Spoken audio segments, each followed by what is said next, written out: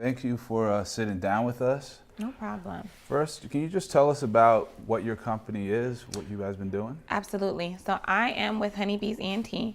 Our company right now is a management company. I'm trying to spread my company into just a general brand. We've got some merch under it. We're thinking about coming here to New York to throw some parties and just do some stuff to get the noise out. But the company is actually a management company, mainly models.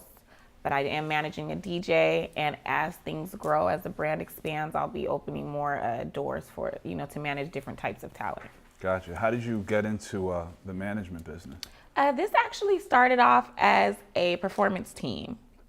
So I got some girls together, and I wanted to get them in music videos, but I thought that we were going to do that by first kind of like performing at nightclubs. The girls would get together, we'd come up with different routines and things like that. And I was thinking that they would be opening for concerts, just a performance team with a lot of different exotic dancers.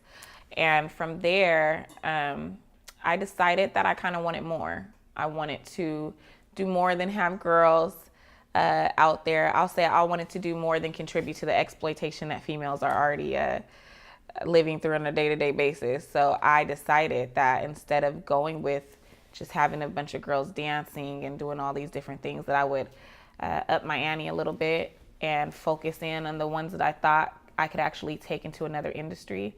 And we've been moving into the high fashion industry. And so that's how I got into the management, the specific lane of managing. Gotcha. So what are some things that you look for when signing a client, when you're working with someone? What are some important characteristics that go into it? I have my little secret, what's the word that I'm looking for?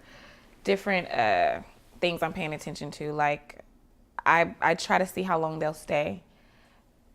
When I'm initially getting a girl, of course I'm looking at what everyone's looking at. Are they attractive? Do they have a look that is significant? Something about them that will make me look at them as opposed to any other of the several pretty women that we see on a regular basis. But in addition to that, once I do get them to me and once we are working, I'm really trying to see beyond them being attractive, are they hustlers? Are they able to survive through the downtime? Because anybody that's ever built a brand or a business, this is not all peachy keen. It's not all gold all the time. So I look for girls that are able to withstand those times. I look for girls that are not so much opportunists, but more so hustlers, more of a hustling attitude, that want what they want, what I want for them as bad as I want it for them for themselves. So just different things like that. Gotcha. And you've had your business for how long? How long has Honeyy been? I've been planning this behind the scenes since 2015. I had a party announcing this 2016, but we officially launched in February of this year. Gotcha. And I know how difficult it is starting a business. What are some things that you've learned in the process so far, just in the basic sense, just starting a business, a new venture? What I've learned, most importantly, that I tell as many people as I can, is that your payments when you're starting a business is opportunity. It's not so much, you're not chasing money. You're chasing connections. It is very important to network. It's very important to show up when you have the opportunity to show up. It's not about what I'm getting paid, what I'll make. It's about me getting the opportunity to move around and introduce myself. And other than that, just fell forward. There's been several ideas. Like I said, this started as one thing. It's turned into another. So it's just a matter of being consistent and just being persistent and not letting a no or several no's or any of that affect you. Just continuing to just push towards whatever you feel your purpose is. The biggest thing that I've had a problem with my vision and bringing it to the forefront or bringing it into fruition is just accepting the idea that it only takes me. A lot of people believe that they need everybody else to make it, and they depend on everybody else, and no one else is going to believe in what you're doing like you. And that's all it takes, because once you start believing in what you're doing, you start attracting what you need. And that's just the way that it works. That's what I found. So that was very difficult for me, especially when I'm dealing with women, for one. Started as like an all woman thing. I'm dealing with several women. I'm 30 in February. So all the girls are 20, 21. They're several years younger than me.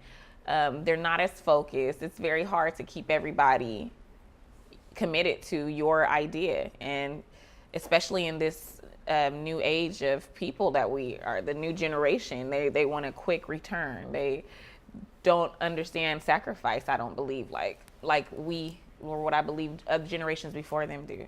So in working with these generation of people, that's been the hardest thing, just getting them to stick and just getting them to continue to work towards the vision and continue to focus. But like I said, it taught me after losing girls and panicking.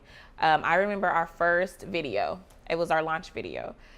I was supposed to have 10 girls at the video shoot, and I only had 4. And I bought all the outfits. I had done everything. And I literally went into a panic because I did not know, like, how are we going to pull this off?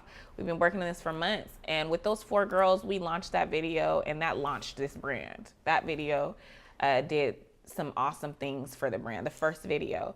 And it kind of did teach me, my assistant or my partner, she had to tell me, like, you have everything that you need in you. You were given the gift, and your gift makes room for you. So you don't have to worry about who believes and who doesn't. You just have to make sure that you stay tuned in. So we've come quite a ways from our launch.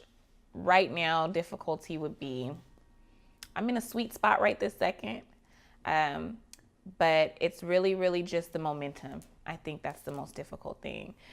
In this business, you want to be always giving the people something. You want to be giving them visuals, giving them just some close-ups of you, just content.